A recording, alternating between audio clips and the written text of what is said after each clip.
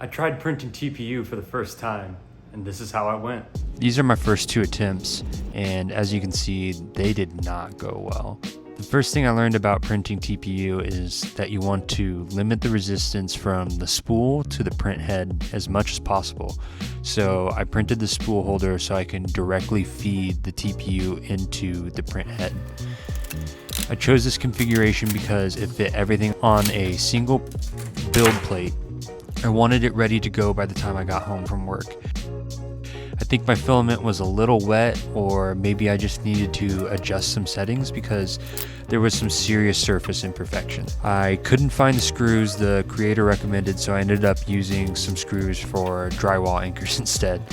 Once I got this installed, I decided to do a cold pull because the Bamboo Wiki recommended it. Quickly after trying this setup, the first 2 prints showed me I needed to make some serious changes.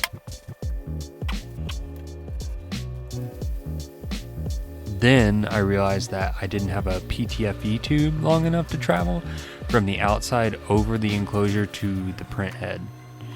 This actually got me thinking that I should use the TPU port on the back.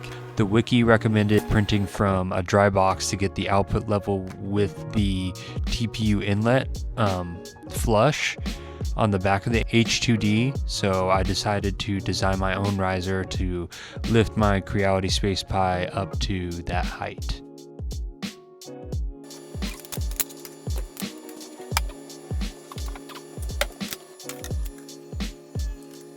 You can only print TPU from the right nozzle, and I learned that the hard way after trying to connect it to the left.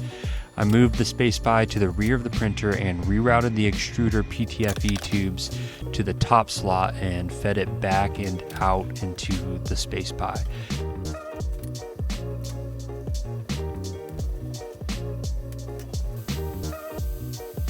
I ran through the feeding process. You want to make sure the PTFE tube on the right is removed and the filament is manually fed in with the right nozzle at 200 degrees Celsius.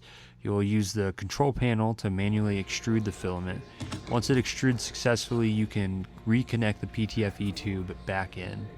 I reprinted one of the gaskets from earlier and it came out nearly flawless with almost 0 stringing. I realized that the TPU absorbs moisture way faster than the filaments I'm familiar with. Between leaving it out and not drying it long enough, it led to really poor print quality.